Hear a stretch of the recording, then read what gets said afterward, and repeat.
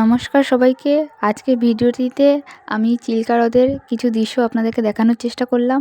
যদি ভিডিওটি ভালো লাগে অবশ্যই লাইক, শেয়ার, সাবস্ক্রাইব করে দেবেন এবং কমেন্টে জানাবেন ভিডিওটি কেমন লেগেছে। Thank you.